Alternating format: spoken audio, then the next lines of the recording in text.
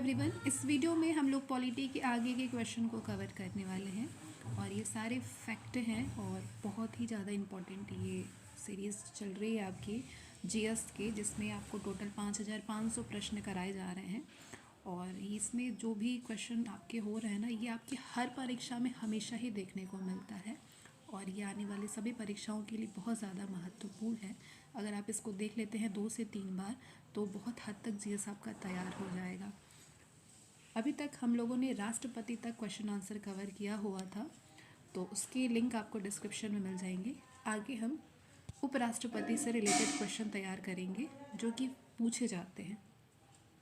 जब उपराष्ट्रपति राष्ट्रपति के कार्यों को संभालता है तो उस दौरान राज्यसभा के सभापति पद पर कौन कार्य करता है? उपसभापति कार्य करता है।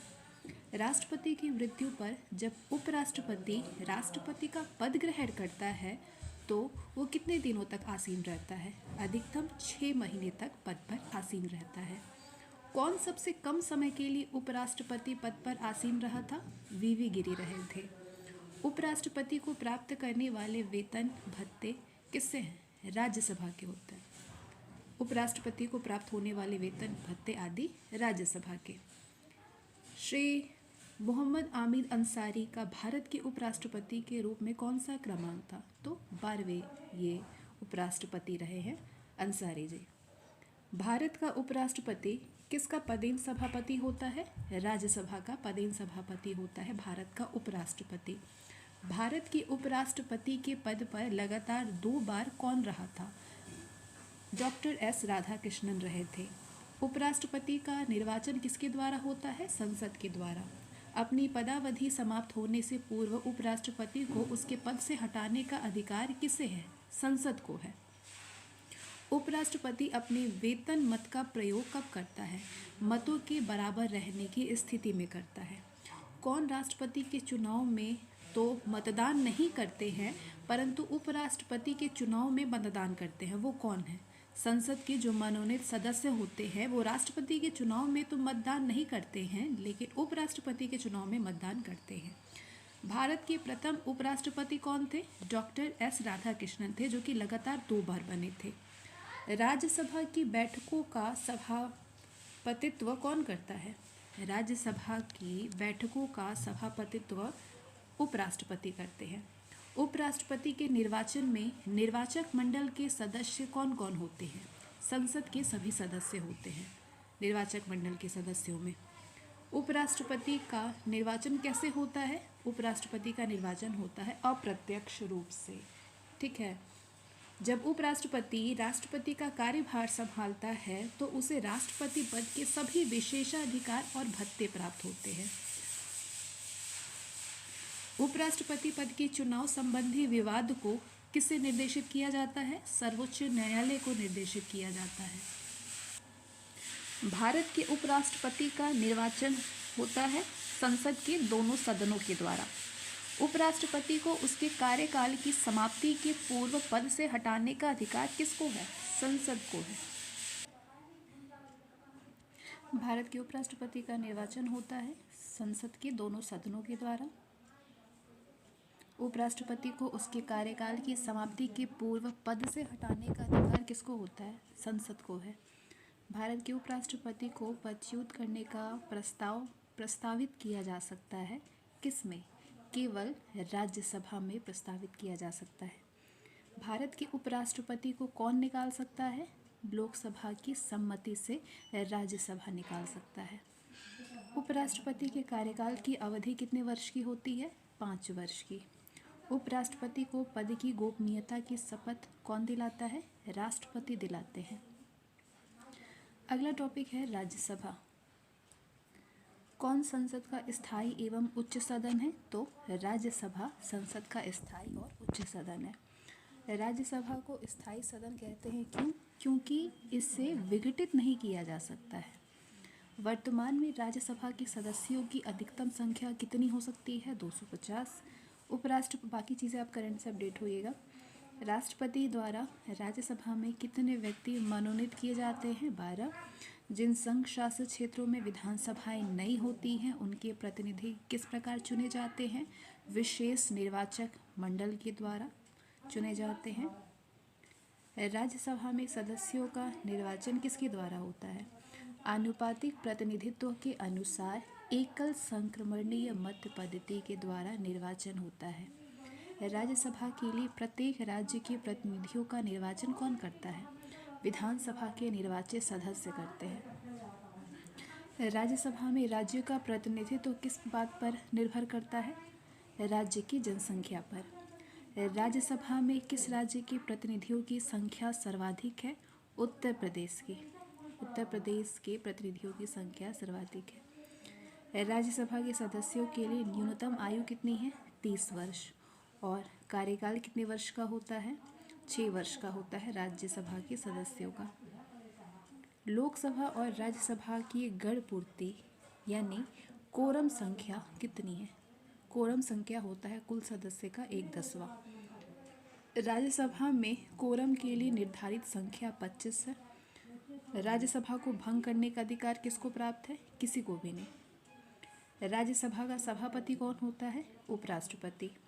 वो कौन सी सभा है जिसका अध्यक्ष उस सदन का सदस्य नहीं होता है? वो राज्यसभा है। राज्यसभा के सभापति का चुनाव कौन करता है?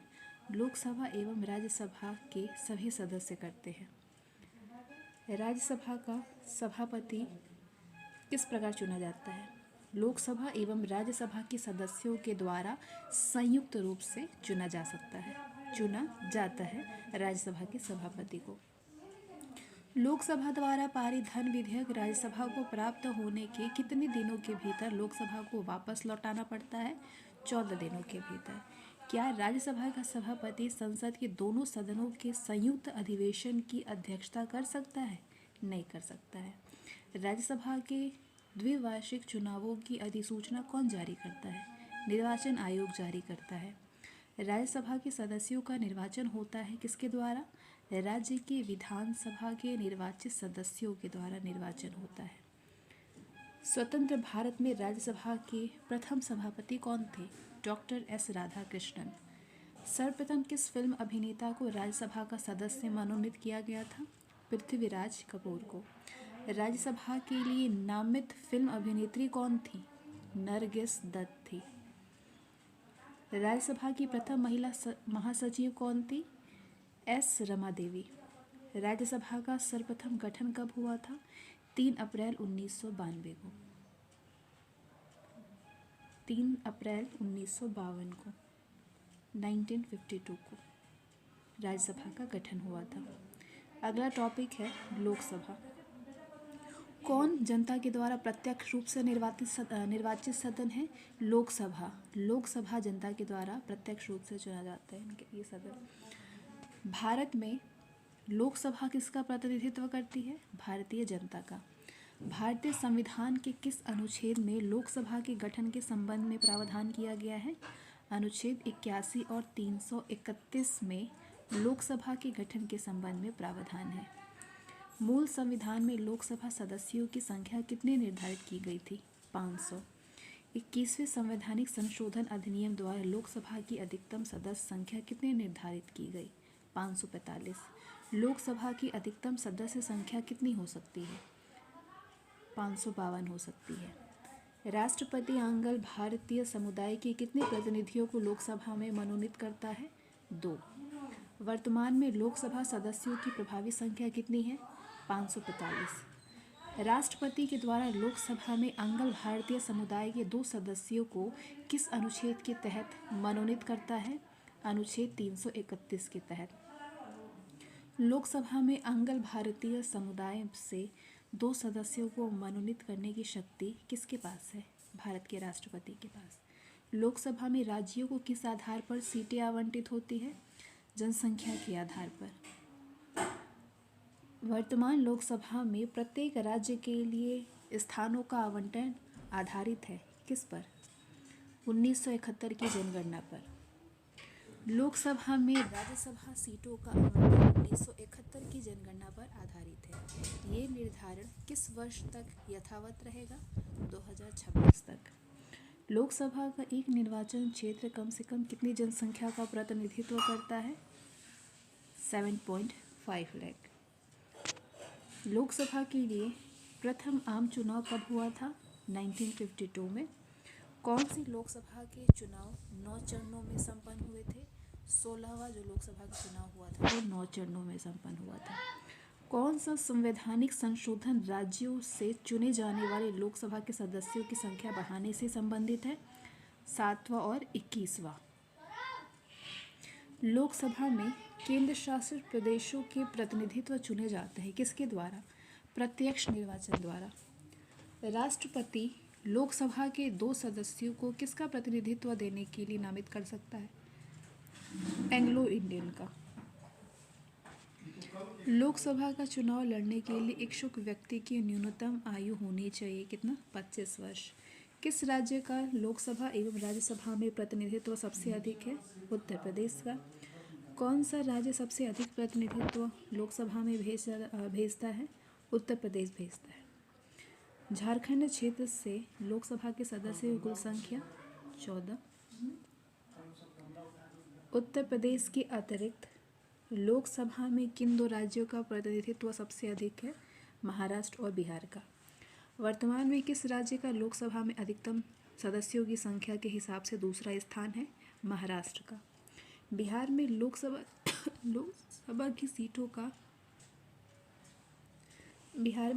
की सीटों की कुल संख्या कितनी है? 40 है।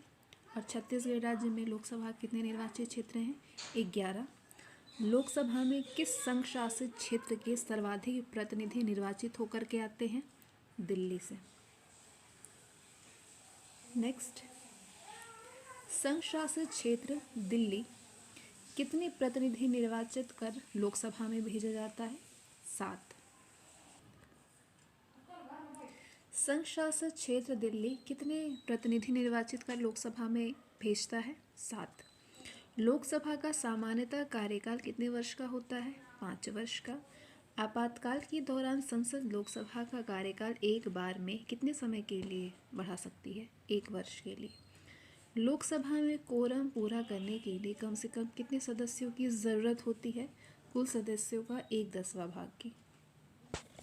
लोकसभा का कार्यकाल 5 वर्ष से अधिक किस अवस्था में बढ़ाया जा सकता है? जब राष्ट्रीय आपातकाल लागू हो। लोकसभा के किसी सदस्य की सदस्यता कितने दिनों तक लगातार अनुपस्थित रहने पर समाप्त हो जाती है? 2 महीने। संसद सदस्यों को प्रति माह वेतन के रूप में कितना रुपया प्राप्त होता है? 50,000 रुपये। और केंद्रीय सचिव को कितना वेतन मिलता है? 80,000 रुपया मिलता है। अप्रैल मई 2014 में हुए चुनाव किस लोकसभा के लिए हुआ था? वो क्रम था 16वीं लोकसभा के लिए। लोकसभा सदस्य अपना त्यागपत्र किसको देता है? लोकसभा अध्यक्ष को देते हैं। किस वर्ष से भूतपूर्व संसद सदस्यों के लिए पेंशन की व्यवस्था लागू की गई है? 1976 से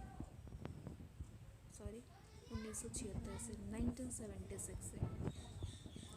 लोकसभा की बैठक की अंतिम तिथि तथा दूसरी बैठक की प्रथम तिथि के बीच कितने समय से अधिक का अंतराल नहीं होना चाहिए? 6 महीने से अधिक का। लोकसभा के कम से कम कितने सत्र बुलाए जाते हैं? वर्ष में 2 बार बुलाए जाते हैं। राष्ट्रपति लोकसभा को कार्यकाल पूरा करने के पूर्व भंग कर सकता है प्रधानमंत्री की सलाह पर। लोकसभा सदस्यों का निर्योग्यता से संबंधित प्रश्नों पर निर्णय कौन करता है? लोकसभा अध्यक्ष करता है। किसे लोकसभा का अभिरक्षक कहा जाता है? लोकसभा अध्यक्ष को। लोकसभा के अध्यक्ष को कौन चुनता है? लोकसभा के सदस्य चुनते हैं। अस्थायी लोकसभा अध्यक्ष यानी प्रोटेम स्पीकर को कौन नियुक्त करता है? राष्ट्रपति करता है। लोकसभा का विघटन कौन कर सकता है? राष्ट्रपति कर सकता है। सामान्यतः 5 वर्ष की समाप्ति के पहले लोकसभा को किसके द्वारा विघटित किया जा सकता है? प्रधानमंत्री की संस्तुति पर राष्ट्रपति के द्वारा विघटित किया जा सकता है। लोकसभा की सामान्य अवधि बढ़ाई जा सकती है। संसद के द्वारा पारित अधिनियम से बढ़ाई जा सकती है अवधि। राज्यसभा और लोकसभा की समान शक्तियाँ किस क्षेत्र में हैं? संविधान संशोधन करने के विषय में है ये लोकसभा की समान शक्तियाँ। लोकसभा का नेता कौन होता है? लोकसभा का नेता प्रधानमंत्री होता है। कोई वित्तीय बल प्रस्तावित हो सकता है केवल लोकसभा में। किस विधेयक को केवल लोकसभा में ही प्रारंभ किया जा सकता है? वित्त विधेयक को केवल लोकसभा में ही प्रारंभ किया जा सकता है। अगला टॉपिक है प्रधानमंत्री। प्रधानमंत्री की नियुक्ति कौन करता है? प्रधानमंत्री की नियुक्ति राष्ट्रपति करता है। प्रधानमंत्री को उसके पद की गोपनीयता की शपथ राष्ट्रपति दिलाते हैं। भारत में एक व्यक्ति अधिक से अधिक कितनी बार प्रधानमंत्री पद पर नियुक्त हो सकता है? कितनी भी बार बन सकता है। भारत में शक्तियों का प्रमुख उभरता केंद्र है प्रधानमंत्री। संघीय मंत्रिपरिषद का अध्यक्ष कौन होता है? प्रधानमंत्री होते हैं। योजना आयोग का अध्यक्ष कौन होता है? प्रधानमंत्री होते हैं। आमतौर पर भारत का प्रधानमंत्री होता है लोकसभा का सदस्य। मंत्रिमंडल की बैठक की अध्यक्षता कौन करता है?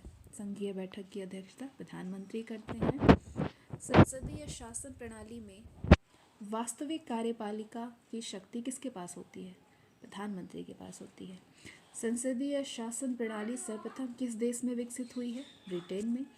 भारतीय संविधान के अनुसार तथ्यात्मक संप्रभुता निवास करती है किसमें? प्रधानमंत्री में। किस दल ने 2 वर्ष के समय में 2 प्रधानमंत्री दिए? जनता पार्टी ने।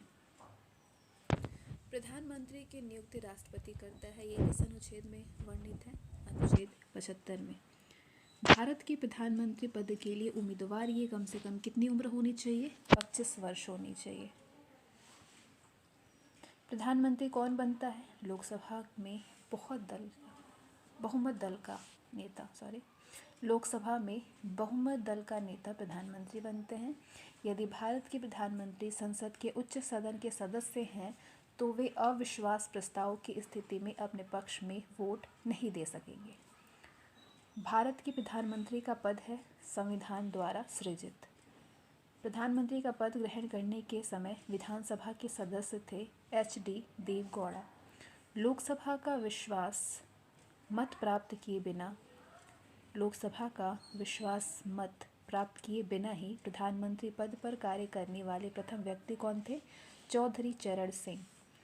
कांग्रेस द्वारा समर्थन वापस लिए जाने के कारण ही त्यागपत्र देना पड़ा था। किसको? चौधरी चरण सिंह को देना पड़ा था। प्रथम गैर कांग्रेसी प्रधानमंत्री बने मोरारजी देसाई। सबसे कम उम्र में प्रधानमंत्री पद पर आसीन होने वाले व्यक्ति थे राजीव गांधी। सबसे अधिक उम्र में प्रधानमंत्री पद पर आसीन होने वाले व्यक्ति थे मोरारजी देसाई। इसके बाद अगला टॉपिक है संघीय मंत्रिपरिषद। अब जो क्वेश्चन आपको मिलेगा वो संघीय मंत्रिपरिषद से मिलेगा। मंत्रिपरिषद का अध्यक्ष कौन होता है? प्रधानमंत्री होता है। कौन व्यक्ति मंत्रिपरिषद का सदस्य हो सकता है? संसद का सदस्य हो सकता है। क्या राज्यसभा में मनोनीत व्यक्ति मंत्रिपरिषद का सदस्य बन सकता है? हाँ, बन सकता है। मंत्रिपरिषद के सदस्यों को पद की गोपनीयता की शपथ कौन दिलाता है? राष्ट्रपति दिलाते हैं। मंत्रिपरिषद का कोई सदस्य संसद के किसी सदन का सदस्य ना होते हुए अधिक से अधिक कितने दिनों तक मंत्री पद पर बना रह सकता है? 6 महीने तक। मंत्रिपरिषद में शामिल होते हैं प्रधानमंत्री एवं अन्य मंत्री। मंत्रिपरिषद में कितने स्तर के मंत्री होते हैं? 3 स्तर के। मंत्रिपरिषद में वरीयता की दृष्टि से मंत्रियों का सही क्रम क्या है? कैबिनेट मंत्री, राज्य मंत्री, फिर उपमंत्री। मंत्रिपरिषद व्यक्तिगत रूप से उत्तरदायी होती है राष्ट्रपति के प्रति। संघीय मंत्रिपरिषद के मंत्री उत्तरदायी होते हैं केवल लोकसभा के प्रति। भारत में वो मंत्री जो कि संसद के दोनों सदनों में से किसी सदन का सदस्य नहीं है उसे मंत्री के पद से मुक्त हो जाना पड़ता है। कितने दिनों बाद? 6 महीने बाद। भारतीय संविधान के प्रावधानों में से कौन सा प्रावधान मंत्रिपरिषद की नियुक्ति तथा पदच्युत को विवेचित करता है? अनुच्छेद 75।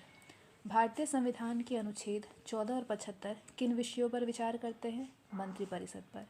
भारत में मंत्रिपरिषद के अधिकतर सदस्य लिए जाते हैं लोकसभा से। मंत्रिमंडल का गठन कौन करता है? सिर्फ केंद्रीय मंत्रीगण करते हैं। केंद्र सरकार में राष्ट्रपति की क्या स्थिति है? वो केंद्र सरकार का ऐसा मंत्री है जो कि मंत्रिमंडल का सदस्य नहीं होता है। स्वतंत्रता के पश्चात मंत्रिपरिषद के खिलाफ पहला अविश्वास प्रस्ताव कब लाया गया था? 1963 में। सामूहिक रूप से मंत्रिपरिषद उसके प्रति उत्तरदायी होती है। किसके प्रति? लोकसभा के प्रति।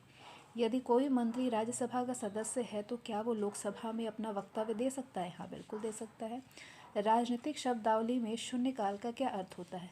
शून्यकाल यानी प्रथम उत्तर शर्त। भारतीय गणराज्य में वास्तविक कार्यकारी प्राधिकार किसके पास होता है? मंत्रिपरिषद के पास। जो व्यक्ति सांसद ना हो, क्या उसे मंत्री नियुक्त किया जा सकता है? हाँ, पर उसे 6 महीने के भीतर संसद सदस्य बनाना होगा। नेक्स्ट टॉपिक है प्रमुख पदाधिकारीगण। प्रमुख पदाधिकारीगण। भारतीय संविधान में किस पद का उल्लेख नहीं है? तो उप प्रधानमंत्री का उल्लेख नहीं है। भारत में प्रथम उप प्रधानमंत्री थे सरदार वल्लभ भाई पटेल। किस प्रधानमंत्री के कार्यकाल के दौरान दो उप प्रधानमंत्री एक साथ नियुक्त हुए थे? मोरारजी देसाई के कार्यकाल में। लोकसभा में विरोधी दल के नेता के रूप में मान्यता देने के लिए उसके दल के सदस्य की संख्या कुल सदस्यों की संख्या के कम से कम कितने प्रतिशत होनी चाहिए? 10% होनी चाहिए।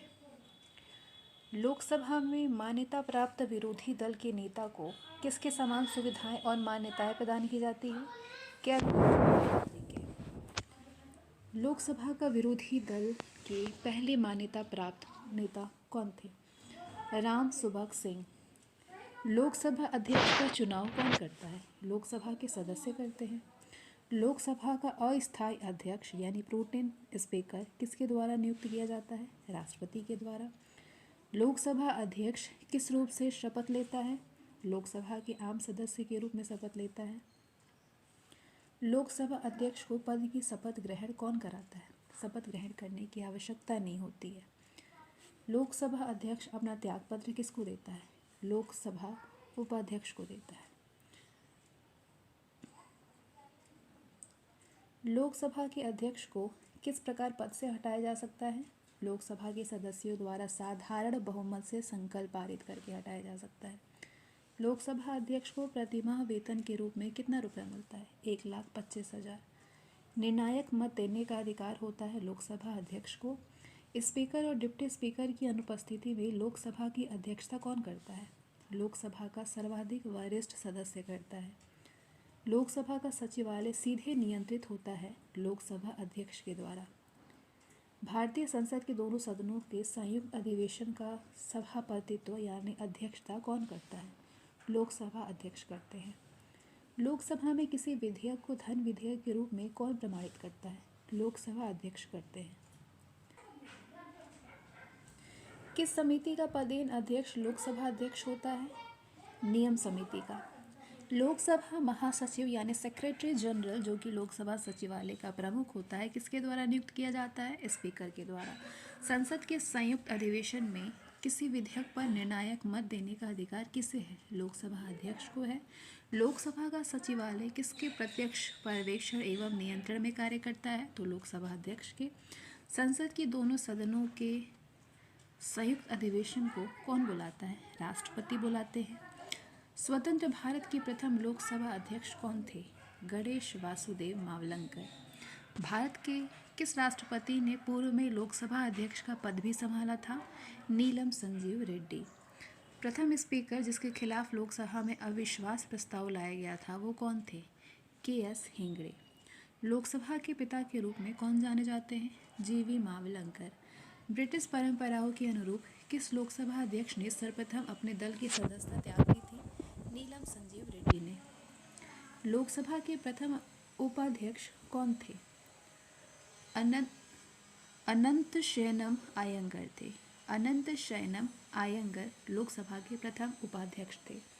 अपने पद पर रहते हुए दिवंगत होने वाले प्रथम लोकसभा अध्यक्ष कौन थे? GMC बालियोगी। लोकसभा में विपक्ष के किसी दल के नेता के रूप में मान्यता किसके द्वारा दी जाती है? लोकसभा अध्यक्ष के द्वारा। अध्यक्षता तथा उपाध्यक्ष की अनुपस्थिति में सदन का कार्य सुचारू रूप से चलाने के लिए अध्यक्ष द्वारा कितने सभापतियों की एक नामावली तैयार की जाती है? 6 के द्वारा।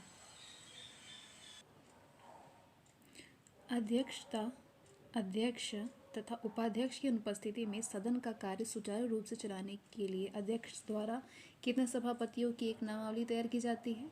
6। लोकसभा अध्यक्ष अपना इस्तीफा भेज सकता है। किसको भेज सकता है? उपाध्यक्ष को। लोकसभा अध्यक्ष को उसके कार्यकाल की समाप्ति के पूर्व पद से हटाया जा सकता है यदि लोकसभा इस आशय का प्रस्ताव पारित कर दे। भारत सरकार का प्रथम विधि अधिकारी कौन होता है? भारत का महान्यायवादी होता है। भारत के अटॉर्नी जनरल यानी महान्यायवादी की नियुक्ति कौन करता है? भारत के राष्ट्रपति करते हैं।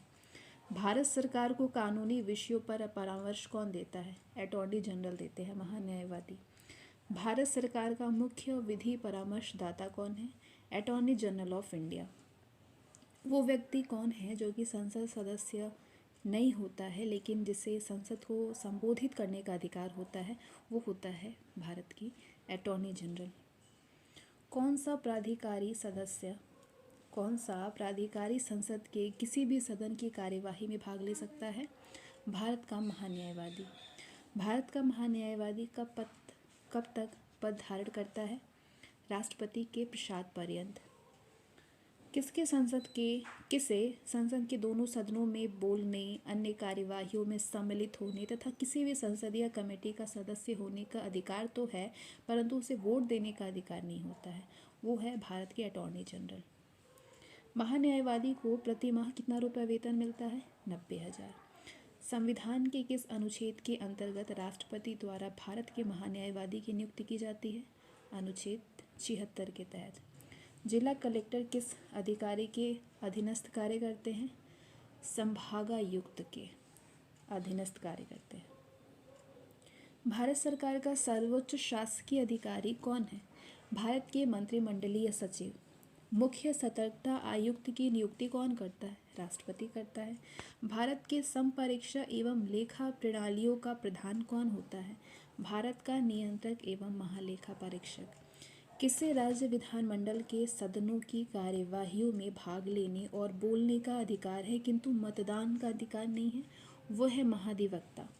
भारत का नियंत्रक एवं महालेखा परीक्षक अपना प्रतिवेदन देता है राष्ट्रपति को। भारत के नियंत्रक एवं महालेखा परीक्षक के द्वारा प्रस्तुत प्रतिवेदन के आधार पर कौन समिति कार्य करता है? लोक लेखा समिति कार्य करता है। क्या भारत का नियंत्रक एवं महालेखा परीक्षक पद ग्रहण के पूर्व शपथ लेता है? हाँ, लेता है।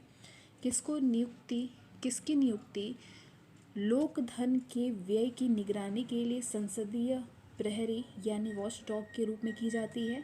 नियंत्रक एवं महालेखा परीक्षक की। कौन भारत का कंसोलिडेटेड फंड का नियंत्रण अथवा पर्यवेक्षण करता है? भारत के नियंत्रक एवं महालेखा परीक्षक। अगला टॉपिक है संसदीय समितियां। भारत में नई संसदीय समिति प्रणाली की शुरुआत कब हुई थी? 1991 में। वो समिति कौन सी है जिसमें कि राज्यसभा का कोई सदस्य नहीं होता है? वो समिति है प्राक्कलन समिति।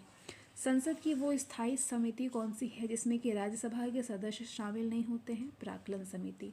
सार्वजनिक लोक लेखा समिति में राज्यसभा के कितने सदस्य होते हैं? 27।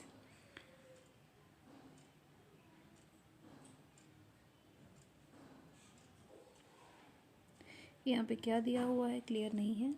सार्वजनिक लोक लेखा समिति में राज्यसभा के कितने सदस्य होते हैं? ये जो समिति होती है इसमें 22 सदस्य होते हैं जिसमें कि 15 सदस्य लोकसभा द्वारा होते हैं और 7 सदस्य राज्यसभा द्वारा कितने दिनों के? 1 वर्ष के लिए निर्वाचित किए जाते हैं।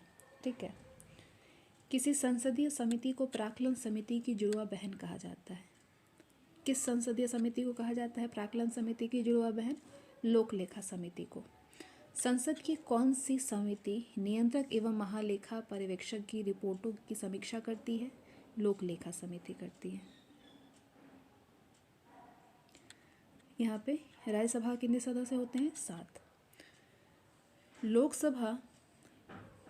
लोकसभा अध्यक्ष किस समिति का पदेन अध्यक्ष होता है? नियम समिति का। ठीक है, नियम समिति का। लोक लेखा समिति अपनी रिपोर्ट प्रस्तुत करती है किसको? लोकसभा के अध्यक्ष को। प्राक्कलन समिति के सदस्य केवल लोकसभा से चुने जाते हैं। भारत के नियंत्रक और महालेखा परीक्षक की रिपोर्ट की समीक्षा करने वाली संसदीय समिति है लोक लेखा समिति। नेक्स्ट टॉपिक है सर्वोच्च न्यायालय। भारतीय संविधान के किस भाग में संघीय न्यायपालिका का उल्लेख है? भाग 5वें में। संविधान का व्याख्याकार और संरक्षक कौन है? सर्वोच्च न्यायालय।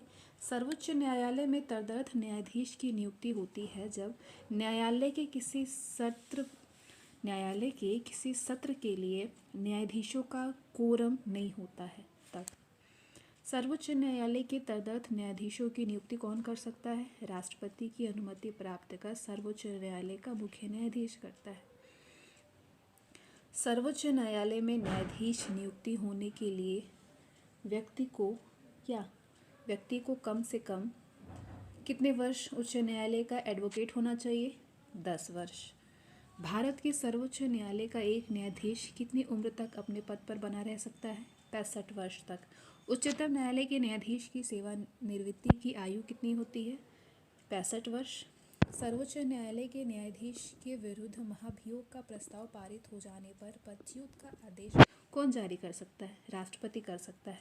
सर्वोच्च न्यायालय के मुख्य न्यायाधीश को प्रतिमाह कितना वेतन मिलता है? 1 लाख वेतन मिलता है। सर्वोच्च न्यायालय के अन्य न्यायाधीशों को प्रतिमाह कितना वेतन मिलता है? 90,000। किसके अंतर्गत भारत में सर्वप्रथम सर्वोच्च न्यायालय की स्थापना हुई? रेगुलेटिंग एक्ट 1773 के। भारत में संघीय न्यायालय की स्थापना हुई थी भारत शासन अधिनियम 1935 के अधीन। मूल रूप से संविधान में सर्वोच्च न्यायालय में मुख्य न्यायाधीश के अतिरिक्त कितने न्यायाधीशों की व्यवस्था थी? 7। वर्तमान में सर्वोच्च न्यायालय में मुख्य न्यायाधीश के अतिरिक्त कितने न्यायाधीशों का प्रावधान किया गया? 30। उच्चतम न्यायालय के न्यायाधीशों की संख्या में वृद्धि करने की शक्ति किसके पास है? संसद के पास। सर्वोच्च न्यायालय के मुख्य न्यायाधीश की नियुक्ति कौन करता है? राष्ट्रपति। सर्वोच्च न्यायालय के अन्य न्यायाधीशों की नियुक्ति कौन करता है? राष्ट्रपति। भारत के कार्यवाहक मुख्य न्यायाधीश की नियुक्ति कौन करता है? राष्ट्रपति। राष्ट्रपति सर्वोच्च न्यायालय के अन्य न्यायाधीशों की नियुक्ति में किससे परामर्श करते हैं? सर्वोच्च न्यायालय के मुख्य न्यायाधीश से। जब राष्ट्रपति और उपराष्ट्रपति दोनों के पद खाली हो जाते हैं तब उनके काम कौन करेगा? भारत के मुख्य न्यायाधीश। भारत के किस मुख्य न्यायाधीश ने राष्ट्रपति के रूप में काम किया था? Justice M. हिदायतुल्ला ने। क्या सेवानिवृत्ति के पश्चात सर्वोच्च न्यायालय के न्यायाधीश वकालत कर सकते हैं? हाँ, किसी भी न्यायालय में नहीं कर सकते। सर्वोच्च न्यायालय के अधिकार क्षेत्र में वृद्धि करने का अधिकार किसके पास होता है? संसद के पास होता है। सर्वोच्च न्यायालय में न्यायिक कामकाज के लिए किस भाषा का प्रयोग किया जाता है? अंग्रेजी भाषा का। सर्वोच्च न्यायालय किस संस्था का निरीक्षण कर सकता है? अधीनस्थ न्यायालय का। भारत में न्यायपालिका है स्वतंत्र। भारत में न्यायपालिका का स्वरूप कैसा है? एकीकृत। राष्ट्रपति और उपराष्ट्रपति के निर्वाचन में विवाद के मामले को किसको प्रस्तुत किया जाता है? भारत के उच्चतम न्यायालय को। राष्ट्रपति कानूनी मामलों में किससे परामर्श ले सकता है? सर्वोच्च न्यायालय से। उच्चतम न्यायालय को परामर्शदात्री बनाया गया है अनुच्छेद 143 में। न्यायिक पुनर्विलोकन का अधिकार किससे है? उच्चतम न्यायालय को है। न्यायालय के प्रारंभिक क्षेत्राधिकार से तात्पर्य है कि पहली बार मामलों की सुनवाई की योग्यता, सीधे मामलों की सुनवाई में योग्यता। उच्चतम न्यायालय द्वारा परमादेश किसे जारी किया जाता है? किसी अधिकारी को सरकारी आदेश निभाने के लिए। केंद्र और राज्यों के बीच होने वाले विवादों का निर्णय करने की भारत के उच्चतम न्यायालय की शक्ति आती है इसकी मूल अधिकारिता के अंतर्गत। भारत का उच्चतम न्यायालय कानूनी तथ्य के मामलों में राष्ट्रपति को परामर्श देता है तभी जब वो ऐसे परामर्श के लिए कहता है। नेक्स्ट टॉपिक है उच्च न्यायालय। भारत में कुल कितने उच्च न्यायालय हैं? तो 24 हैं। भारत के किस उच्च न्यायालय में न्यायाधीशों की संख्या सबसे कम है? सिक्किम उच्च न्यायालय में। भारत के किस उच्च न्यायालय में न्यायाधीशों की संख्या सबसे अधिक है? सबसे कम सिक्किम में, सबसे ज़्यादा अधिक इलाहाबाद में। किस उच्च न्यायालय के सर्वाधिक स्थायी अथवा अस्थायी खंडपीठ है? गुवाहाटी उच्च न्यायालय की। भारत के किस संघ शासित क्षेत्र का अपना उच्च न्यायालय है? दिल्ली का। पटना उच्च न्यायालय की स्थापना कब हुई थी? 1916 में। भारत का सबसे बड़ा उच्च न्यायालय है इलाहाबाद उच्च न्यायालय। किसके अंतर्गत कोलकाता, चेन्नई और मुंबई के उच्च न्यायालय स्थापित किए गए थे? भारतीय उच्च न्यायालय अधिनियम 1861 के तहत। अंडमान एवं निकोबार द्वीप समूह किस उच्च न्यायालय के क्षेत्राधिकार में आते हैं? ये कोलकाता उच्च न्यायालय के क्षेत्राधिकार में आते हैं। छत्तीसगढ़ उच्च न्यायालय कहाँ पे स्थित है? बिलासपुर में। उत्तराखंड उच्च न्यायालय की स्थापना कब की गई थी? नैनीताल। कहाँ पे की गई थी? नैनीताल में। झारखंड उच्च न्यायालय की स्थापना कहाँ पे? रांची में की गई। मध्य प्रदेश उच्च न्यायालय कहाँ पे? जबलपुर में की गई। केरल का उच्च न्यायालय कहाँ स्थित है? एर्नाकुलम में स्थित है। उच्च न्यायालय के न्यायाधीश पद पर नियुक्त होने वाली प्रथम महिला कौन है? अन्ना चंडी। उच्च न्यायालय के मुख्य न्यायाधीश पद पर नियुक्त होने वाली प्रथम महिला कौन है? लीला सेठ। 2 या 2 से अधिक राज्यों या संघीय प्रदेश के लिए एक सामान्य उच्च न्यायालय की स्थापना किसके द्वारा की जा सकती है? संसद के द्वारा कानून बना करके। उच्च न्यायालय के क्षेत्राधिकार को हटाने या बढ़ाने का अधिकार किससे है? संसद को है। उच्च न्यायालय के मुख्य न्यायाधीश की नियुक्ति कौन करता है? राष्ट्रपति करते हैं। किसी न्यायाधीश को एक उच्च न्यायालय से दूसरे में स्थानांतरित करने का अधिकार किसको है? भारत के राष्ट्रपति को है। उच्च न्यायालय के न्यायाधीशों की सेवानिवृत्ति की अधिकतम उम्र सीमा क्या है? 65 वर्ष है। उच्च न्यायालय के मुख्य न्यायाधीश तथा अन्य न्यायाधीश को प्रतिमाह क्रमशः कितना वेतन मिलता है? उच्च न्यायालय के मुख्य न्यायाधीश को 90,000 और इनको 80,000 मिलता है। कितना वेतन मिलता है? उच्च न्यायालय के मुख्य न्यायाधीश और अन्य न्यायाधीश को प्रतिमाह 90,000 और अन्य को 80,000। किसी राज्य के उच्च न्यायालय के न्यायाधीशों के वेतन और भत्ते कौन निधि पर भारित होते हैं? कौन से निधि पर? संबंधित राज्य के संचित निधि पर। उच्च न्यायालय के न्यायाधीश किस आयु तक अपना पद धारण कर सकते हैं? 65 वर्ष की आयु तक। उच्च न्यायालय को अपनी अधीक्षण करने का अधिकार है अधीनस्थ न्यायालय से। सबसे पहले किस उच्च न्यायालय ने घोषणा किया कि बंद असंवैधानिक है? केरल। भारत के कितने उच्च न्यायालयों की अधिकारिता में एक से अधिक राज्य हैं?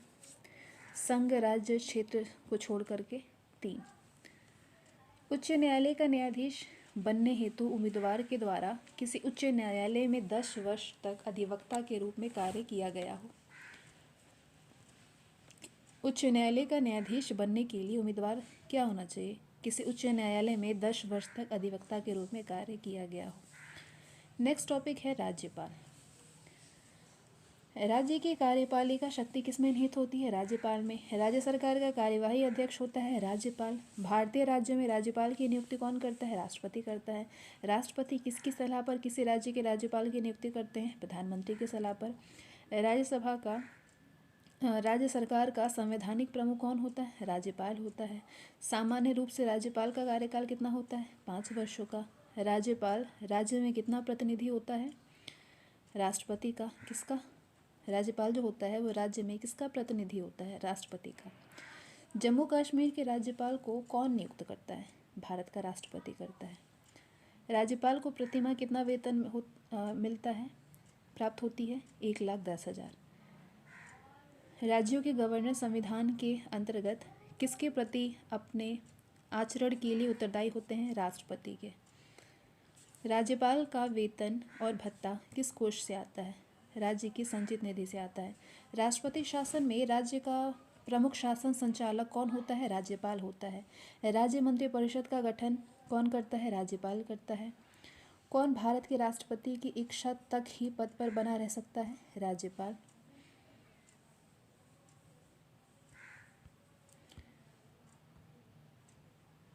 राज्यपाल के पद पर नियुक्ति की न्यूनतम उम्र सीमा कितनी होती है? 35 वर्ष। राज्यपाल को पद की गोपनीयता की शपथ कौन दिलवाता है? राज्य के उच्च न्यायालय के मुख्य न्यायाधीश। क्या राज्य के उच्च न्यायालय में न्यायाधीशों की नियुक्ति के समय राष्ट्रपति संबंधित राज्यपाल से परामर्श करता है? हाँ, करता है। राज्यपाल विधानसभा में अखिल भारतीय समुदाय के कितने व्यक्तियों को मनोनीत कर सकता है? 1। राज्यपाल विधान परिषद में अधिक से अधिक कितने सदस्यों को मनोनीत कर सकता है? निश्चित संख्या नहीं है इसकी। राज्यपाल सोने के पिंजरे में निवास करने वाली चिड़िया के समतुल्य है। राज्यपाल सोने के पिंजरे में निवास करने वाली चिड़िया के समतुल्य है। ये किसका कथन है? ये सरोजिनी नायडू का कथन है। भारत के किस राज्यपाल में राज्यपाल शासन लागू करने का संवैधानिक प्रावधान है? जम्मू कश्मीर को। भारत के किसी राज्य के राज्यपाल बनने का बनने वाली प्रथम महिला कौन थी? भारत की किसी राज्य की राज्यपाल बनने वाली सरोजनी नायडू जो थी प्रथम महिला थी।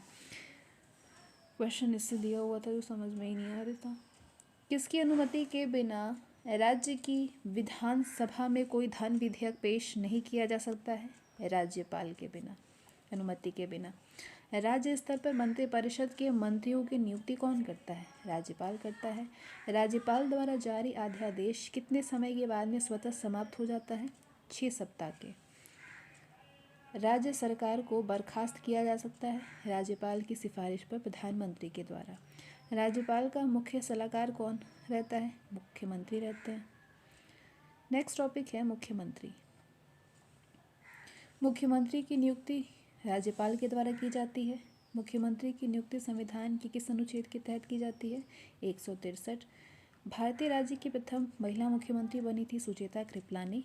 मध्य प्रदेश की प्रथम मुख्यमंत्री थे रविशंकर शुक्ल। किसी भी राज्य में मुख्यमंत्री पद पर सर्वाधिक दिनों तक आसीन रहने वाले व्यक्ति कौन थे? ज्योति बसु। बिहार के प्रथम मुख्यमंत्री थे डॉक्टर श्री कृष्ण सिंह। उड़ीसा की प्रथम महिला मुख्यमंत्री बनी नंदिनी सतपथी। भारत के किसी राज्य में मुख्यमंत्री पद पर नियुक्त होने वाली प्रथम दलित महिला हैं सुश्री मायावती।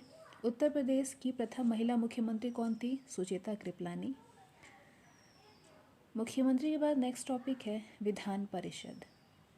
भारत में राज्य विधान पालिकाओं का उच्च सदन कौन है? विधान पालिका परिषद। भारत के कितने राज्यों में द्विसदनात्मक विधानमंडल है? 6 राज्यों में। विधान परिषद की सदस्य संख्या उस राज्य की विधानसभा के सदस्यों की संख्या के कितने से अधिक नहीं हो सकती है? 1/3 के अधिक नहीं हो सकती है। विधान परिषद की सदस्य संख्या कम से कम कितनी होनी चाहिए? 40 होनी चाहिए। किस राज्य में विधान परिषद की सदस्य संख्या सर्वाधिक है? उत्तर प्रदेश की।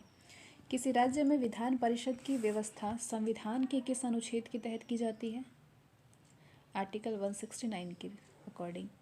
किसको समाप्त किया जा सकता है पर भंग नहीं किया जा सकता है? विधान परिषद को। विधान परिषद को समाप्त करने वाला आखिरी राज्य कौन है? तमिलनाडु है। विधान परिषद के सदस्य कितने वर्षों के लिए निर्वाचित होते हैं? 6 वर्षों के लिए।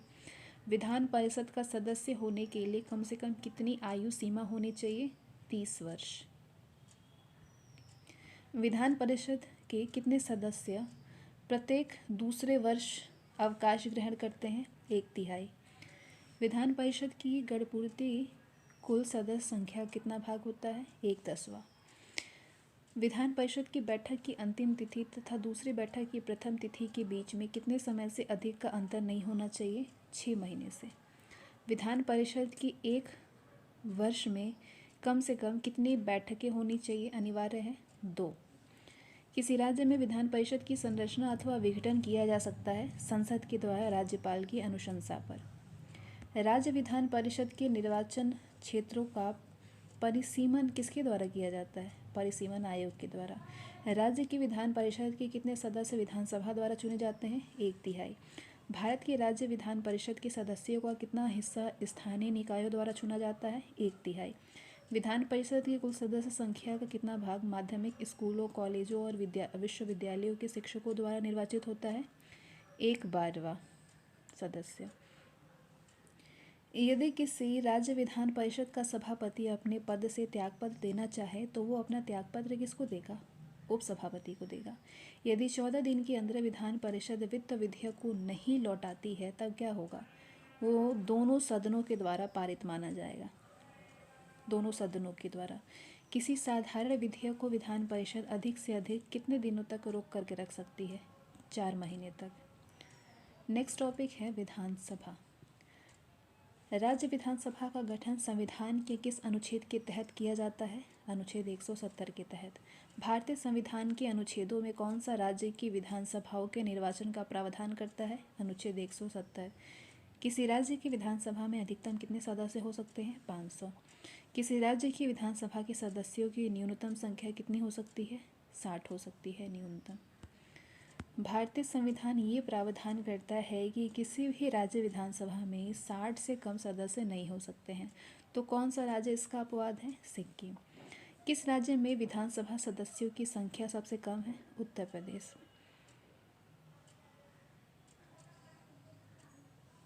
किन दो राज्यों के जोड़ों में विधानसभा की संख्या बराबर थी? आंध्र प्रदेश व पश्चिम बंगाल की। उत्तर प्रदेश की विधानसभा में सदस्यों की संख्या कितनी है? सदस्यों की संख्या 403 है। असम विधानसभा में कितने सदस्य हैं? 126। बिहार विधानसभा में सीटों की कुल संख्या कितनी है? 243। विधानसभा के प्रत्येक सदस्य कम से कम कितनी जनसंख्या का प्रतिनिधित्व करते हैं? 75,000। सामान्यतः विधानसभा का कार्यकाल कितने वर्ष का होता है? 5 वर्ष का। जम्मू कश्मीर राज्य की विधानसभा का कार्यकाल है 6 वर्ष। राष्ट्रीय आपातकाल की उद्घोषणा के प्रवर्तन रहने की स्थिति में विधानसभा की अवधि को कितने समय के लिए बढ़ाया जा सकता है? 1 वर्ष के लिए। सर्वप्रथम किस राज्य की विधानसभा का विघटन उसकी प्रथम बैठक होने से पहले ही कर दिया गया? केरल का। विधानसभा की सदस्यता के लिए उम्मीदवार को कितने वर्ष से कम का नहीं होना चाहिए? 25 वर्ष से। विधानसभा की कोरम कुल संख्या का कितना हिस्सा? 110वां हिस्सा है। विधानसभा का सत्र वर्ष में कम से कम कितनी बार आहूत किया जाना आवश्यक है? 2 बार।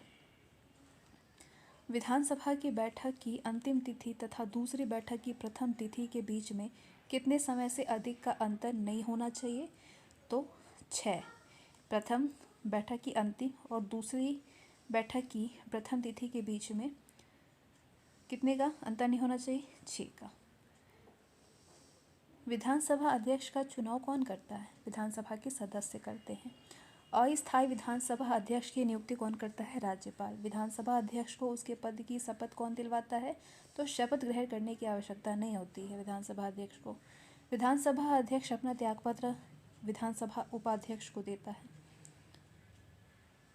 राज्य विधानमंडल का कोई सदस्य अपने सदन की आज्ञा के बिना सदन के सत्र से लगातार कितने दिनों तक अनुपस्थित रहता है? तो सदन उसे निष्कासित करके उसके स्थान पर रिक्त घोषित कर सकती है। तो 60 दिनों से अधिक। लगातार 60 दिनों तक अनुपस्थित रहे तो। राज्य विधानसभा के सदन की बैठक के लिए गणपूर्ति है 10 सदस्य अथवा कुल सदस्य संख्या का 10वां भाग जो भी अधिक हो। राज्य की विधानसभा के सत्रावसान के आदेश किसके द्वारा दिए जाते हैं? राज्यपाल के द्वारा। विधानसभा का सदस्य रहे बिना कोई भी व्यक्ति कितने दिनों तक मंत्री पद पर आसीन रह सकता है? 6 महीने तक। किस राज्य की विधानसभा में 2 महिलाओं की नियुक्ति राज्यपाल कर सकते हैं? जम्मू कश्मीर की विधानसभा में। नेक्स्ट टॉपिक है आयोग व परिषदें। क्षेत्रीय परिषदों का गठन किसके द्वारा किया जाता है? राष्ट्रपति के द्वारा। सामान्यतः किसी क्षेत्रीय परिषद की अध्यक्षता कौन करता है? केंद्रीय गृह मंत्री। क्षेत्रीय परिषदों का सृजन हुआ है संसदीय कानून के द्वारा। क्षेत्रीय परिषदों के गठन के संबंध में किस वर्ष प्रावधान किया गया? 1956 में। अंतर्राज्यीय परिषद यानी इंटर स्टेट काउंसिल का गठन संविधान के किस अनुच्छेद के अंतर्गत किया गया है? अनुच्छेद 263 के अंतर्गत। अंतर्राज्यीय परिषद का निर्माण होता है संवैधानिक प्रावधान द्वारा। अंतर्राज्यीय परिषद की स्थापना कब हुई? 28 मई 1990 को। योजना आयोग से सर्वाधिक प्रभावित हुआ है वित्त आयोग। योजना आयोग ने संघवाद को निरस्त कर दिया है। ये किसका विचार है? ये विचार है अशोक चंदा का। योजना आयोग की स्थापना हुई थी 15 मार्च 1950 को। किसे सुपर कैबिनेट की संज्ञा दी गई है? योजना आयोग को। योजना आयोग है परामर्शदात्री संस्था। योजना आयोग का स्वरूप क्या है? परामर्शदात्री संस्था। 1950 में भारत में योजना आयोग की स्थापना की गई थी किसके द्वारा? केंद्रीय मंत्रिमंडल के एक प्रस्ताव के द्वारा। 1950 में योजना आयोग का गठन किसके संकल्प के द्वारा किया गया था? संघीय मंत्रिमंडल के। योजना आयोग किस क्षेत्र में कार्य करता है? भारतीय अर्थव्यवस्था में। भारतीय अर्थव्यवस्था के क्षेत्र में। भारत में पंचवर्षीय योजना बनाने की जिम्मेदारी किसकी है? योजना आयोग को। योजना आयोग का प्रमुख कार्य है योजना की तैयारी और कार्यान्वयन करना। योजना आयोग का अध्यक्ष होता है प्रधानमंत्री। पदेन अध्यक्ष भी प्रधानमंत्री होता है। योजना आयोग का उपाध्यक्ष किसके समकक्ष होता है? कैबिनेट मंत्री के। राष्ट्रीय विकास परिषद का अध्यक्ष कौन होता है? प्रधानमंत्री। पंचवर्षीय योजना को अंतिम अनुमोदन देता है राष्ट्रीय विकास परिषद। पंचवर्षीय योजनाओं के मसौदे को अंतिम रूप से कौन प्रदान करता है? स्वीकृति योजना आयोग प्रदान करता है। राष्ट्रीय विकास परिषद का मुख्य संबंध होता है पंचवर्षीय योजना के अनुमोदन से। भारत की पंचवर्षीय योजना अंतिम रूप से अनुमोदित की जाती है राष्ट्रीय विकास परिषद के द्वारा। भारत की पंचवर्षीय योजना अंतिम रूप से अनुमोदित की जाती है राष्ट्रीय विकास परिषद के द्वारा। राष्ट्रीय विकास परिषद के सदस्य नहीं होते हैं, राज्यों के राज्यपाल नहीं होते हैं। राष्ट्रीय विकास परिषद का उद्देश्य क्या है? पंचवर्षीय योजनाओं का निर्धारण व उन्हें सुनिश्चित करना। वित्त आयोग क्या है? वित्त आयोग पंचक वार्षिक निकाय। वित्त आयोग की स्थापना किसके द्वारा होती है? राष्ट्रपति के द्वारा। वित्त आयोग के अध्यक्ष की नियुक्ति कौन करता है? राष्ट्रपति करता है। वित्त आयोग का गठन कितनी अवधि के लिए होता है? 5 वर्ष की। राष्ट्रपति वित्त आयोग का गठन कितने वर्ष बाद करते हैं? प्रत्येक 5 वर्ष बाद। वित्त आयोग का प्रधान कार्य है केंद्र और राज्यों के बीच राजस्व वितरण करना। केंद्र और राज्य के वितरण में सबसे महत्वपूर्ण भूमिका कौन निभाता है? वित्त आयोग निभाता है। राज्यों के कर भाग को निर्धारित करने का अधिकार किसके पास है? वित्त आयोग के पास। भारत में संघीय वित्त संबंध रखता है किससे? राज्यों एवं केंद्र के बीच वित्त से। भारत में राष्ट्रपति को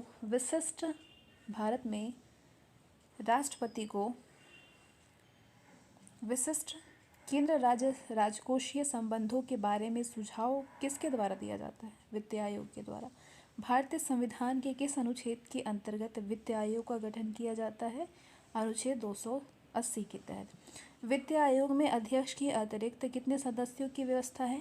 4 सदस्यों की व्यवस्था है। प्रथम वित्त आयोग के अध्यक्ष कौन थे? के.सी. नियोगी। 12वें वित्त आयोग के अध्यक्ष डॉक्टर सी रंगराजन थे।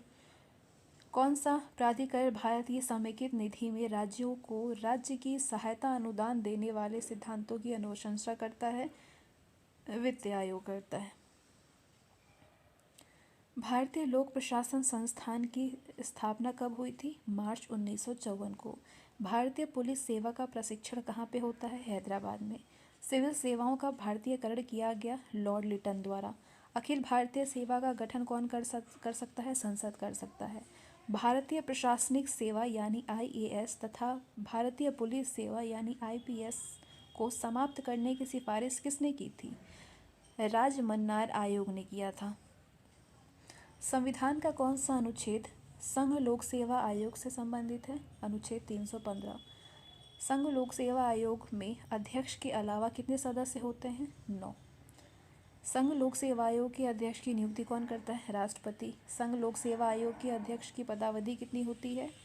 6 वर्ष या फिर 65 वर्ष की आयु, जो भी पहले पूर्ण हो। संघ लोक सेवा आयोग के अध्यक्ष को कितना रुपया प्रतिमाह वेतन मिलता है? 90,000। संघ लोक सेवा आयोग के सदस्य अपना त्यागपत्र किसे सौंपते हैं? राष्ट्रपति को सौंपते हैं। इसके बाद आते हैं निर्वाचन आयोग पर। अगला टॉपिक है निर्वाचन आयोग। तारकुंडे समिति तथा गोस्वामी समिति का संबंध किससे है? चुनाव व्यवस्था में आमूल सुधार से। भारत की निर्वाचन पद्धति किस देश की निर्वाचन पद्धति के रूप में अनुरूप है? ब्रिटेन के निर्वाचन पद्धति के अनुरूप है।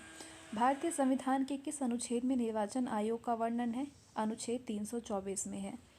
निर्वाचन आयोग सर्वोच्च न्यायालय, संघ लोक सेवा आयोग, नियंत्रक एवं महालेखा परीक्षक का कार्यकाल जैसी संस्थाओं में निर्वाचन आयोग, सर्वोच्च न्यायालय, संघ लोक सेवा आयोग, नियंत्रक एवं महालेखा परीक्षक का कार्यालय जैसी संस्थाओं में कौन सा लक्षण समान है? इन सब में ये सभी जो है संवैधानिक संस्थाएं हैं। भारत में मुख्य निर्वाचन आयुक्त की नियुक्ति कौन करता है? राष्ट्रपति करते हैं। निर्वाचन आयोग का प्रमुख होता है मुख्य निर्वाचन आयुक्त। परिसीमन आयोग का अध्यक्ष होता है मुख्य चुनाव आयुक्त। संविधान लागू होने के बाद राष्ट्रपति ने पहली बार कब 2 व्यक्तियों को मुख्य निर्वाचन आयुक्त की सहायता के लिए निर्वाचन आयुक्त के पद पर नियुक्त किया था? 1989 में। भारत के विभिन्न राजनीतिक दलों को राष्ट्र या क्षेत्रीय दल का दर्जा देने का अधिकार किसको है? चुनाव आयोग को है। मध्यावधि चुनाव कब कराया जाता है? मध्यावधि चुनाव समय के पूर्ण होने से पहले ही, जब लोकसभा भंग हो जाए तब कराई जाती है। भारत में प्रथम आम चुनाव किस वर्ष किए गए थे? 1951-52 में। भारत में सार्वजनिक मताधिकार के आधार पर प्रथम चुनाव हुआ था 1952 में। भारत में पहली बार महिलाओं को मताधिकार कब प्राप्त हुआ था? 1926 में। पार्लियामेंट द्वारा दिसंबर 1979 में निर्मित कानून के अनुसार एक नागरिक के वयस्क होने की कानूनी आयु कितनी है? 18 वर्ष।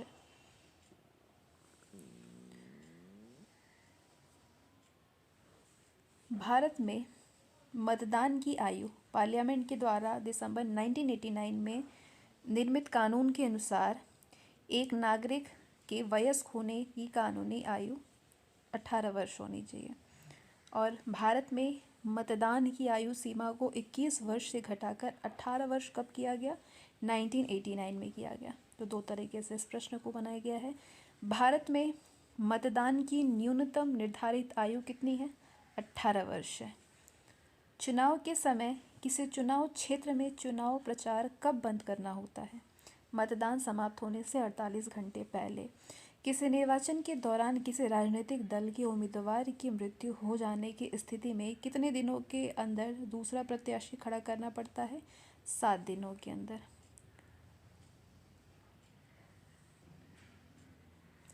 मुख्य निर्वाचन आयुक्त को प्रतिमाह वेतन कितना मिलता है? 90,000। अन्य निर्वाचन आयुक्त को प्रतिमाह कितना वेतन मिलता है? 80,000। दिनेश गोस्वामी समिति का संबंध किससे था? निर्वाचन सुधारों से। कौन सा आयोग भारत के संविधान के एक अनुच्छेद के अंतर्गत उपलब्ध के पालन में गठित हुआ? निर्वाचन आयोग। निर्वाचन आयोग का कार्य नहीं है, उम्मीदवारों का चयन नहीं कर सकता। मुख्य निर्वाचन आयुक्त की नियुक्ति तथा उसको पदच्युत करने का अधिकार किसको है? राष्ट्रपति को। निर्वाचन आयुक्त की सेवा शर्त तथा कार्यकाल निश्चित करता है संविधान। लोकसभा अथवा विधानसभा के किसी चुनाव प्रत्याशी की जमानत राशि कब जब्त की जाती है? जब वो कुल मतदान के 1/6 मत भी प्राप्त नहीं कर पाता। ईवीएम का प्रयोग भारतीय चुनावों में कब प्रारंभ हुआ था?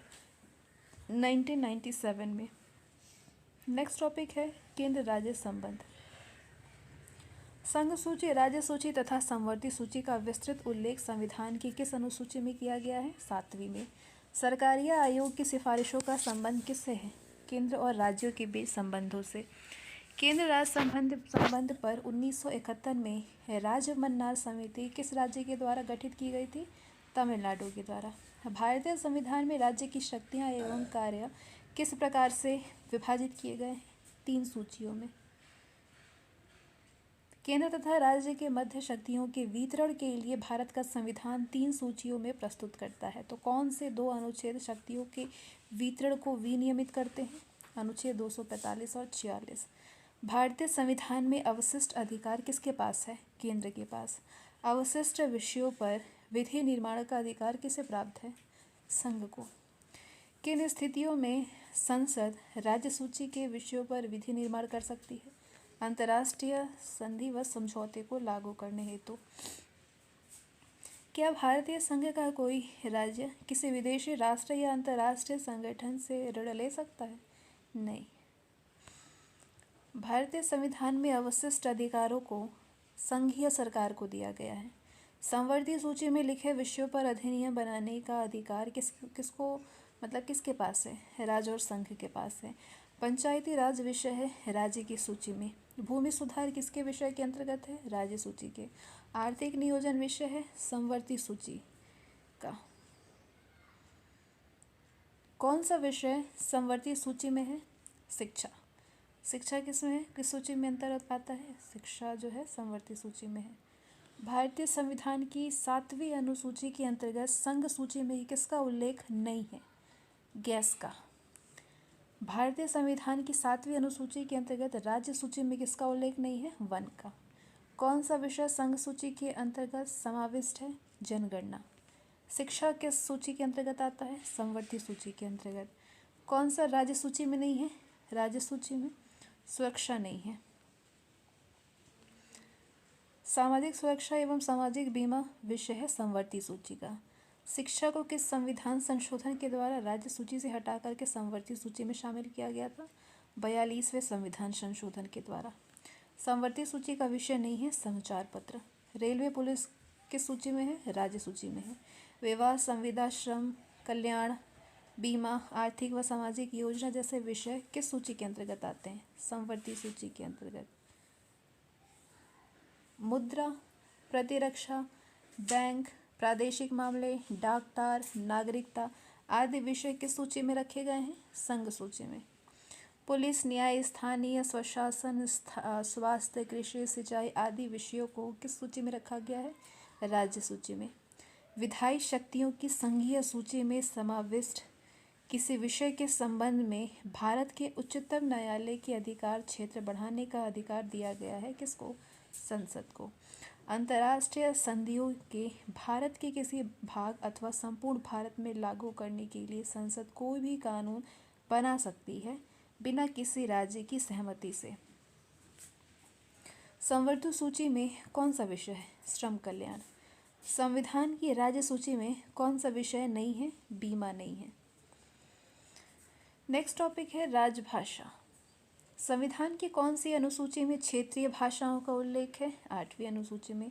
संविधान की 8वीं अनुसूची में समृद्ध भाषाओं की संख्या कितनी है? 22 भाषा। भारतीय संविधान में किस अनुच्छेदों में राज्य भाषा संबंधी प्रावधानों का उल्लेख है? 343 से 51 तक। भारत की राजभाषा है हिंदी। भारतीय संघ की आधिकारिक भाषा के रूप में संविधान द्वारा किसे मान्यता प्राप्त है? हिंदी को। संविधान के इस अनुच्छेद के अंतर्गत हिंदी को राजभाषा के रूप में दर्जा प्रदान की गई। अनुच्छेद 343 के भाग पहले के अंतर्गत हिंदी देश की राजभाषा है, लेकिन शासकीय प्रयोजनों के लिए अंग्रेजी भाषा का प्रयोग को कब तक करने की अनुमति प्रदान की गई है? अनिश्चित काल के लिए। किसी भाषा को किसी राज्य की राज्यसभा के रूप में अंगीकार करने का अधिकार किसे होता है? राज्य विधानमंडल को है। किसी राज्य ने उर्दू को राजकाज की भाषा के रूप में अंगीकार किया है? जम्मू कश्मीर ने। डोगरी भाषा किस राज्य में बोली जाती है? जम्मू कश्मीर में बोली जाती है। सिंधी को किस संवैधानिक संशोधन के द्वारा संविधान की 8वीं अनुसूची में शामिल किया गया है? 21वां।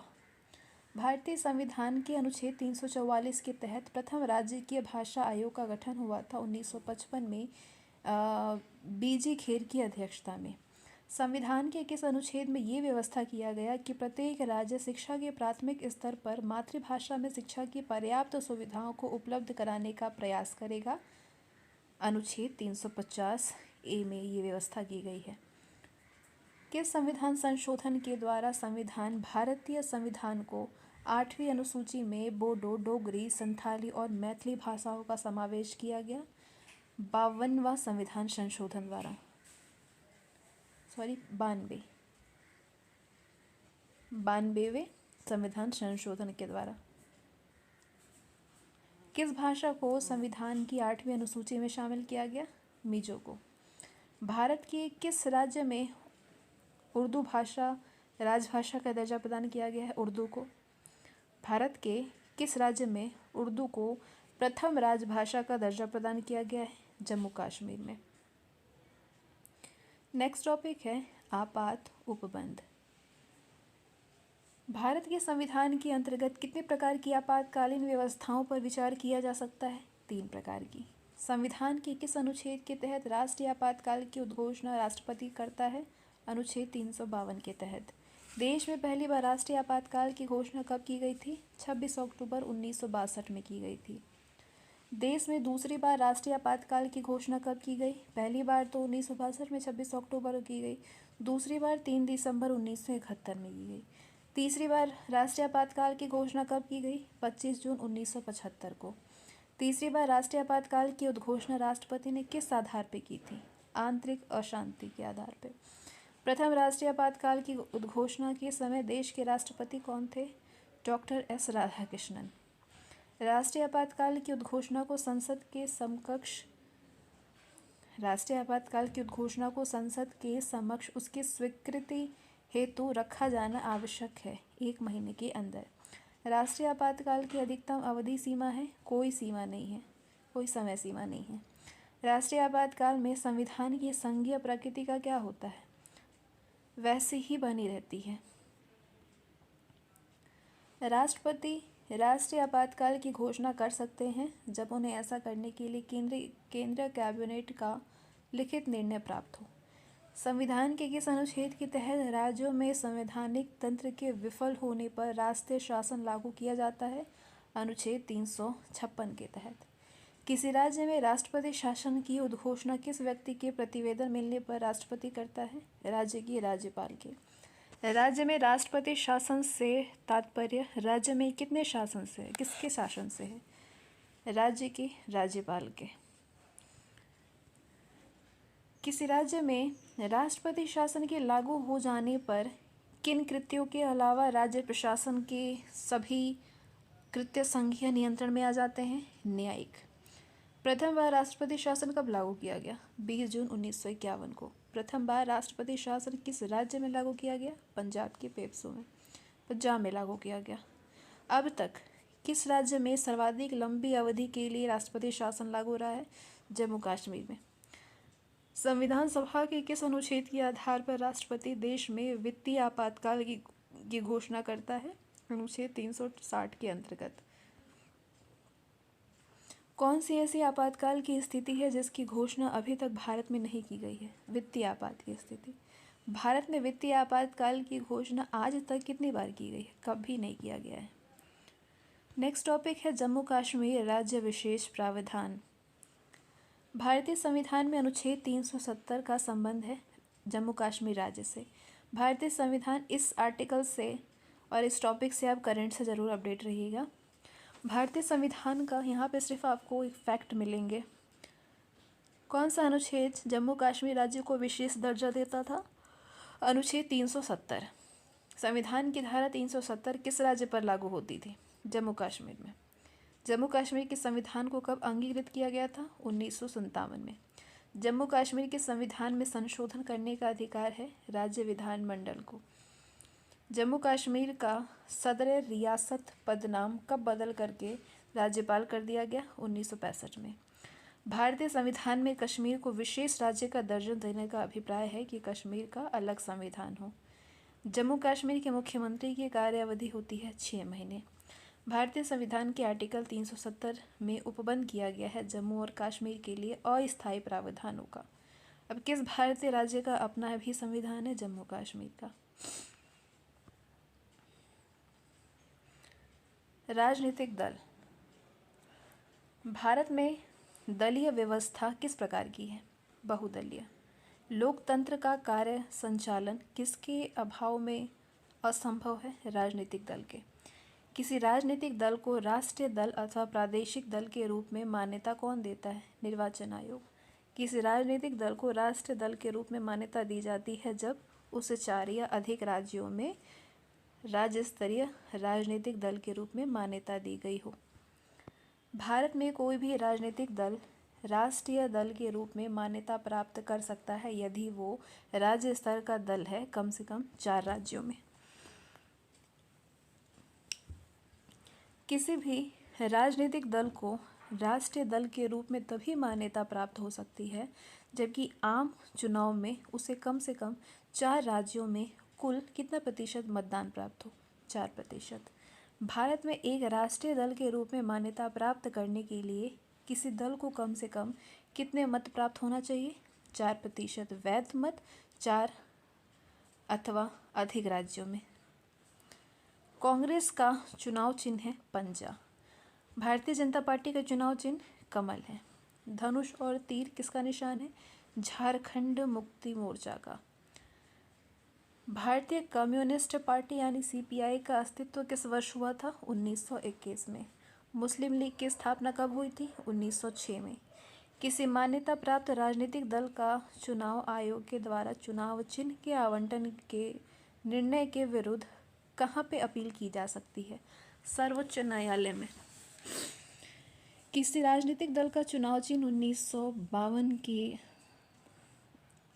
चुनाव से अब तक अपरिवर्तित रहा है, सीपीआई का।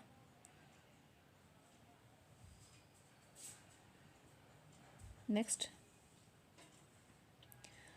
पशु पक्षी चुनाव चिन्ह रहने के कारण निर्वाचन आयोग के निर्देशानुसार किस राजनीतिक दल ने सर्वप्रथम नवंबर 1994 में अपना चुनाव चिन्ह बदला था? फॉरवर्ड ब्लॉक ने। तेलुगु देशम पार्टी का चुनाव चिन्ह क्या है? साइकिल। दल विहीन लोकतंत्र के पक्ष में कौन था? जयप्रकाश नारायण। राजनीतिक दल किसके लिए ज़रूरी है? लोकतंत्र के लिए ज़रूरी है। नेक्स्ट टॉपिक है दल बदल विरोधी कानून, एंटी डिफेंस लॉ। दल बदल विरोधी कानून के से संविधान का कौन सा संशोधन संबंधित है? 52वां। विधानसभा में किसी दल के निर्वाचित सदस्यों के दल बदल पर किसने प्रतिबंध लगाया है? संविधान का 52वां संविधान संशोधन। किसी अधिनियम द्वारा किसी पार्टी के टिकट पर निर्वाचित सदस्य को दल बदल रहने से रोका गया है? 52वां संविधान संशोधन अधिनियम द्वारा। दल बदल निरोधक अधिनियम जिस तिथि को पारित हुआ था वो कौन सी तिथि थी? 15 फरवरी 1985। नेक्स्ट टॉपिक है पिछड़ा वर्ग विशेष प्रावधान। वर्तमान समय में लोकसभा की 543 सीटों में से कितने सीटें जो है अनुसूचित जाति के लिए आरक्षित हैं? 84। लोकसभा में सुरक्षित निर्वाचन क्षेत्र किससे संबंधित है? पिछड़े वर्ग से। संविधान के किस संशोधन द्वारा अनुसूचित जनजातियों के लिए एक पृथक राष्ट्रीय आयोग के गठन का प्रावधान किया गया है? 89वां।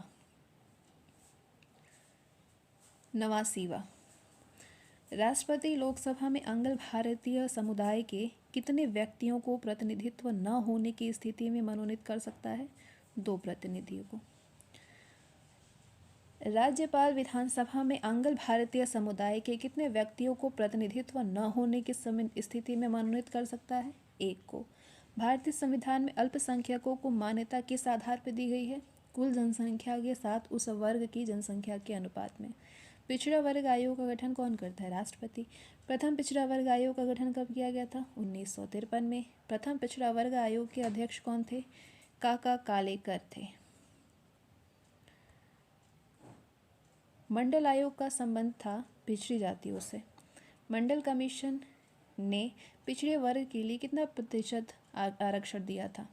27%। राष्ट्रीय पिछड़ा वर्ग की स्थापना कब हुई थी? 1993 में। क्रीमी लेयर संकल्पना से तात्पर्य है आर्थिक स्तर के आधार पर वर्गीकरण। नेक्स्ट टॉपिक है संविधान संशोधन। संविधान के किस भाग एवं अनुच्छेद में संशोधन प्रक्रिया का उल्लेख है? भाग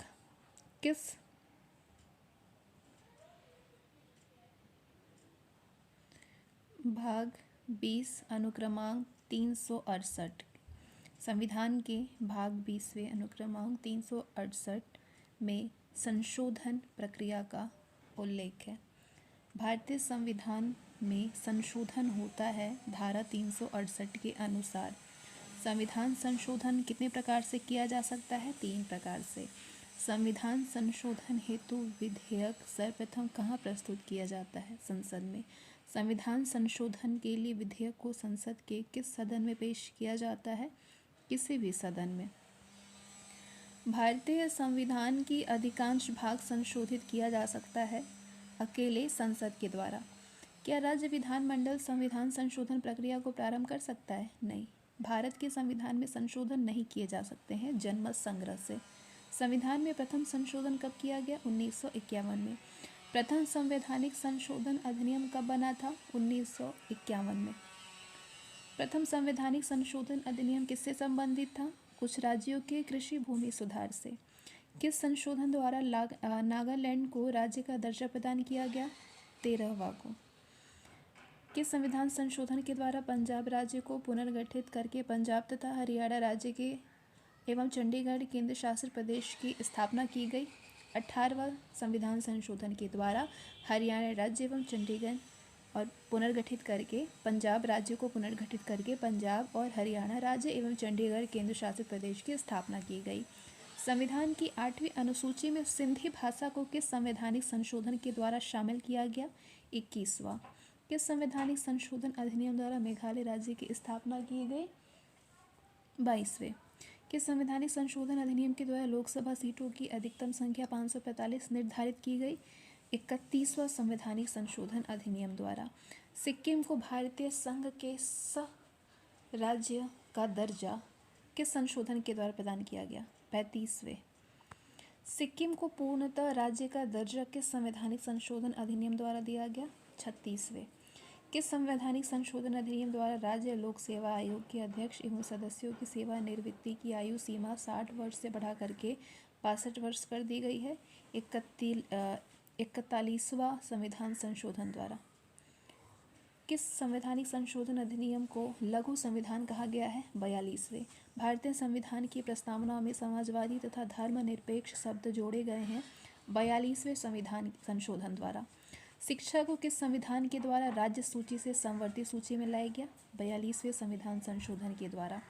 भारतीय संविधान में किस संशोधन के द्वारा नागरिकों के मौलिक कर्तव्यों को सम्मिलित किया गया? 42वें संविधान संशोधन के द्वारा। किस संविधान संशोधन द्वारा किन्हीं विशेष परिस्थितियों में नीति निर्देशक सिद्धांतों को मूल अधिकारों के ऊपर अधिक महत्व देने का प्रावधान है? 42वें। भारतीय संविधान की प्रस्तावना में धर्मनिरपेक्ष समाजवादी राष्ट्र की एकता एवं अखंडता वाक्यांश किस संशोधन के द्वारा समाविष्ट किया गया है? 42वें संविधान संशोधन के तहत। 42वें संविधान संशोधन अधिनियम 1976 से भारतीय संविधान में एक नया अध्याय जोड़ा गया है, वो है मौलिक कर्तव्य। किस संशोधन में समाजवादी धर्मनिरपेक्ष तथा राष्ट्र की एकता एवं अखंडता शब्द भारतीय संविधान में जोड़े गए थे? 42वें संविधान संशोधन से।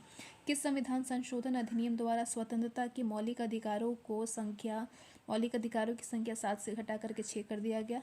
44वें संविधान संशोधन के द्वारा। संविधान के किस संशोधन द्वारा संपत्ति के अधिकार को मूल अधिकार की श्रेणी से निकाल दिया गया? 44वें संशोधन द्वारा। 52वां संविधान संशोधन अधिनियम 1985 किससे संबंधित है? दल बदल कर कानून से।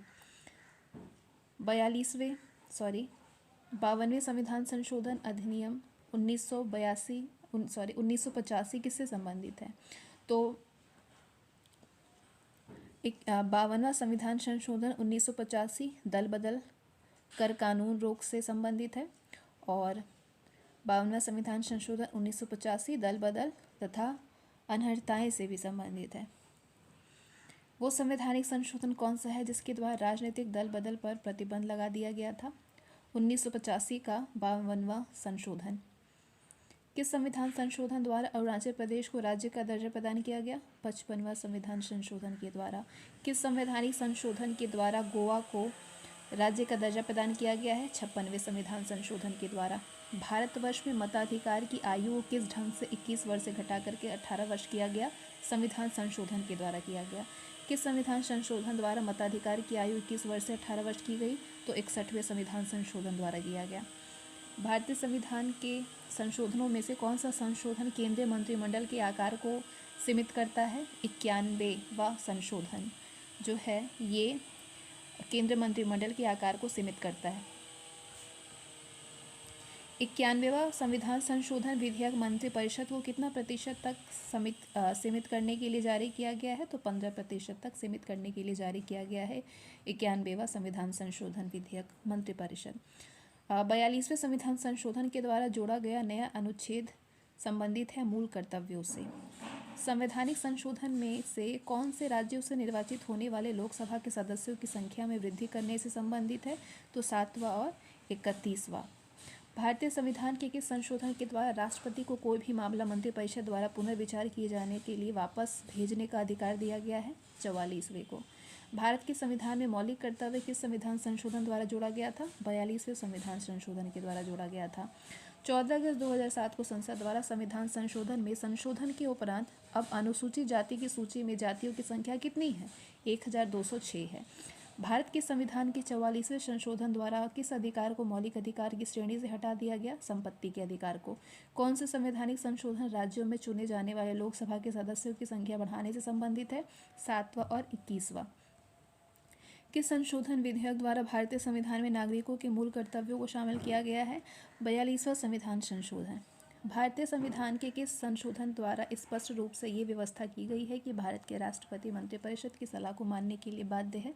तो 42वें। भारतीय संविधान के अधिकांश उपबंधों का संशोधन किया जा सकता है अकेली संसद के द्वारा। वर्ष 2012 का 97वां संविधान संशोधन अधिनियम किस विषय से संबंधित है? सहकारी समितियों के गठन एवं क्रियाकलाप से, कोऑपरेटिव सोसाइटीज से। अब अगला एंड ये लास्ट टॉपिक है पंचायती राज व्यवस्था, और इसके बाद आपकी पॉलिटी के जो फैक्ट वाले क्वेश्चन है ना, ये सारे कंप्लीट हो जाएंगे। भारतीय संविधान के किस भाग में पंचायती राज से संबंधित प्रावधान है? भाग 9 में। भारतीय संविधान के किस भाग में नगर पालिकाओं से संबंधित प्रावधान है? भाग 9 क में नगर पालिका से संबंधित प्रावधान है।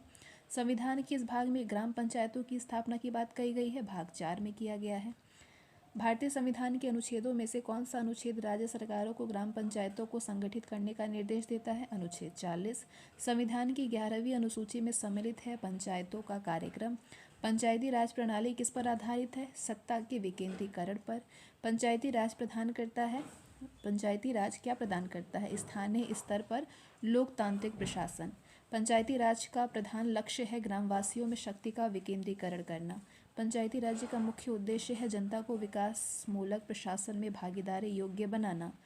73वें संविधान संशोधन का संबंध किससे है? पंचायती राज अधिनियम से है 73वें संविधान संशोधन का संबंध।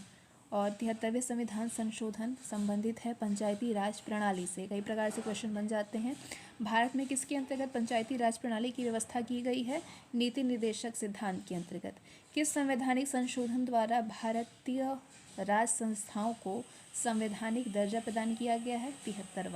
73वें संविधान संशोधन के अनुसार पंचायती राज संस्थाओं में अध्यक्ष के कम से कम कितने पद महिलाओं के लिए आरक्षित किए गए? 1/3 पद। 73वें संविधान संशोधन के प्रावधानों को समाज के किस वर्ग को सत्ता हस्तांतरण की दृष्टि से ऐतिहासिक कदम माना जाता है? महिला वर्ग को। पंचायत के चुनाव कराने हेतु निर्णय किसके द्वारा लिया जाता है? राज्य सरकार द्वारा। पंचायती राज प्रथम प्रवर्तित किया गया है राजस्थान में। भारत में सबसे पहले राजस्थान में पंचायत राज की स्थापना किस वर्ष की गई? पंचायती राज की स्थापना राजस्थान में 1959 में। देश में त्रिस्तरीय पंचायती राज व्यवस्था को किस राज्यों में सर्वप्रथम अपनाया गया? राजस्थान एवं आंध्र प्रदेश में अपनाया गया।